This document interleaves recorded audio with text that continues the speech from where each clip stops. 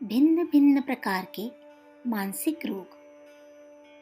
सभ्यता ने हमें अनेकों अभिशाप प्रदान किए हैं। आज के उन्नत एवं अभ्युदय के युग में हजारों मनुष्य एक अथवा अनेक प्रकार के मानसिक रोगों से पीड़ित है। वे अपनी व्यथाएं, मनोवेदनाएं सुनाते नहीं थकते। एकांत में कोने में पड़े पड़े निश्वास निकालते और हाय हाय करते हुए दिनों को धक्का दे रहे हैं। हृदय में ऐसे ऐसे रोग उत्पन्न हो गए हैं कि उनका मुखमंडल म्लान एवं चेहरा विकृत सा हो उठा है। पूजा घर, मंदिरों एवं एकांत स्थानों में भी इन्हें शांति नहीं मिल रही है। बिना पतवार की नौका की तरह वे यत्र तत्र मंतर जंतर की खोज में फिर रहे हैं। उफ, इनकी कैसी दयनीय स्थिति है। वहम, हाइपोकॉन्ड्रियोसिस। हमारे मनोजनित रोगों में वहम प्रधान है।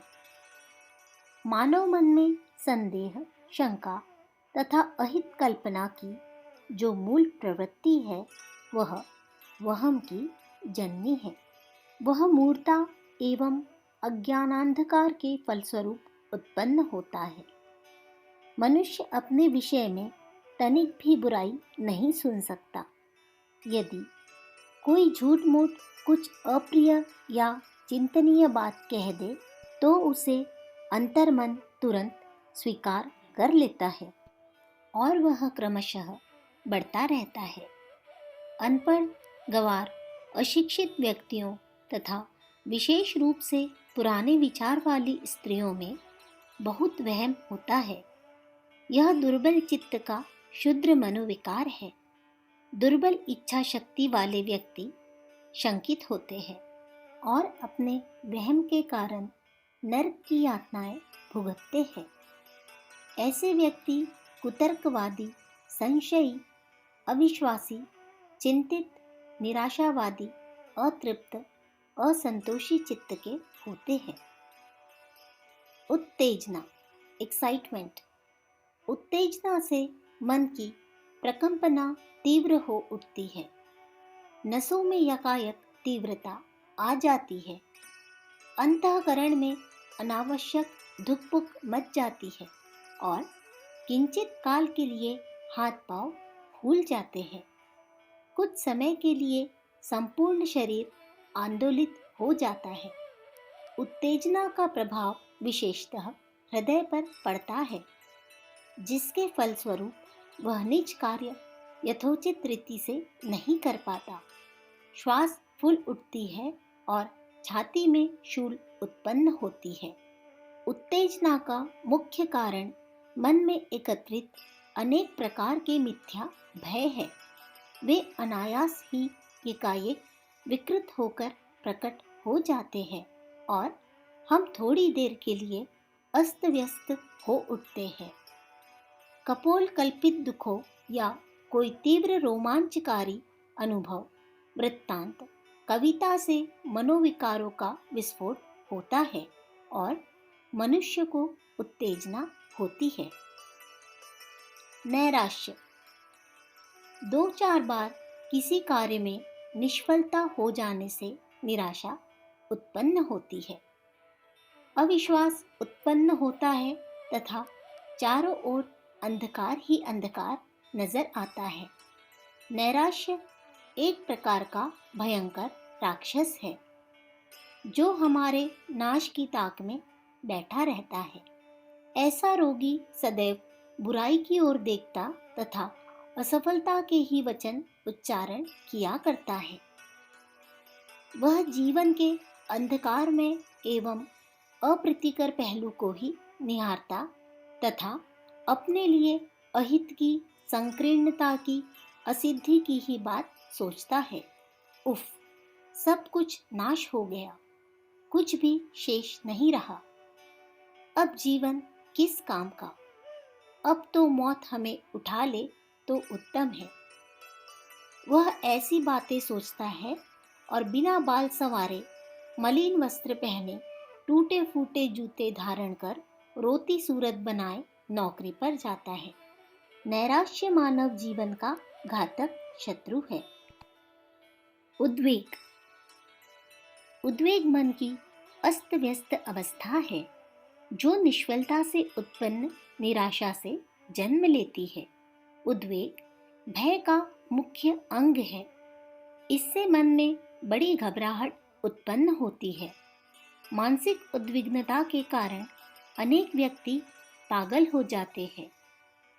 ज्ञान तंतु की निर्बलता, निश्चय बल की क्षीणता, मनोविकारों का प्रतिकूल दिशा में वेग, रुग्णकृत्य के कारण हृदयपिंड या अनाहत चक्र में संकोचन उद्वेग के मुख्य कारण है। उद्वेग से जीवन शक्ति का ह्रास होता है। बहुत से भय झूठ मूठ दिखाया करते हैं और समस्त जीवन को नीरस बना देते हैं। अति चिंतित अवस्था, एंजाइटी स्टेट। अनहोनी, अनिष्ट, बुरी बातों की थोती कल्पनाएं, दूसरों की बुरी हालत देखकर स्वयं अपने लिए भी वैसी ही स्थितियों को स्मृति पटल पर पुनः पुनः लाना, अपनी व्याधियों को कल्पित जगत में उद्दीप्त करके देखना, अनुचित बातों से कल्पना लोक में सामंजस्य स्थापित करना चिंता के मुख्य कारण है। व्यर्थ की प्रतिकूलताओं से परेशान रहने से मन बड़ा शुद्ध, अशांत रहता है। हमें संसार के समस्त व्यक्ति अपने शत्रु नजर आते हैं। हमारा मन डामाडोल, खोया खोया सा, निर्जीव, शिथिल मालूम होता है। अंतःकरण अंधकार से आवृत हो जाता है। निसार वस्तुओं के चिंतन में हम निष्प्रयोजन जीवन शक्ति का अपव्यय करते हैं। निराशा, चिंता तथा ऊल जलूल बातों से विकसित होकर क्षय रोग उत्पन्न होता है। रात दिन जो व्यक्ति दुख, शोक, रोग की कल्पनाओं से आच्छादित रहते हैं, दुख में स्थिति का ही चिंतन किया करते हैं, वे भिन्न भिन्न रोगों से ग्रस्त होकर जीवन अंत करते हैं। विभ्रम। इस मानसिक व्याधि में मस्तिष्क के ज्ञान तंतु इतने निर्बल हो जाते हैं कि जरा जरा सी बातों पर मनुष्य शंका करने लगता है। जरा सी भी दुख की चर्चा सुनी या समाचार पत्र में कोई प्रतिकूल खबर पड़ी कि इनके अंतःकरण पर काली छाया पड़ जाती है और सब प्रकार की प्रतिष्ठा, मान, धन, धान्य होने पर भी ये लोग बेचैन बने रहते हैं और क्षण क्षण गहन विश्वास फेंकते रहते हैं। एक क्षण भी इनके जीवन में शांति, चैन या स्थिरता नहीं रहती। इस रोग के रोगी दिन में सैकड़ों बार हर्ष शोक का अनुभव करते हैं। संदेह, भ्रांति तथा अस्थिरता इनके मन में निरंतर चला करती है। मुखमंडल पर व्यग्रता तथा शोक के चिन्ह अंकित हो जाते हैं। हिस्टीरिया। हिस्टीरिया का मानसिक रोग प्रायः अतृप्त कामेक्षा से संबंध रखता है। अविवाहित स्त्रियां या निःसंतान वधुएं इसकी शिकार बनती है। शारीरिक कमजोरी, अत्यधिक घबराहट, उत्तेजना, उद्वेग, आकस्मिक दुख मस्तिष्क के संतुलन को अस्त व्यस्त कर देते हैं और अज्ञात चेतना की अतृप्त वासनाएं भयंकर विस्फोट कर देती है। अन्यमनस्कता।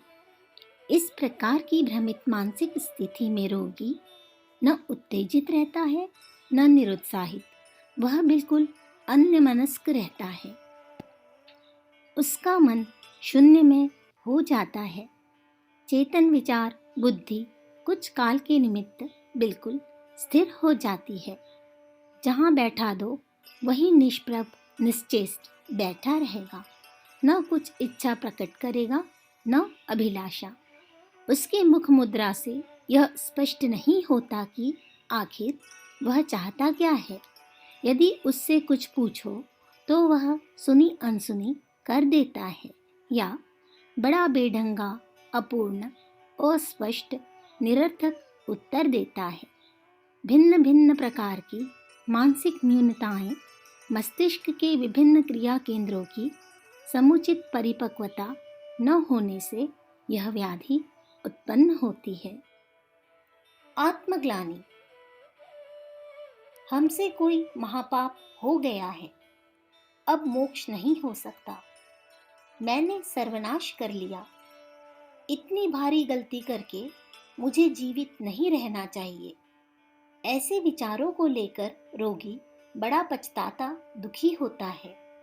कुछ दिन पूर्व हमारे पास एक ऐसी ही रोगिणी आई थी जिसे बीमारी में कुछ अपवित्र दवाई दी गई थी।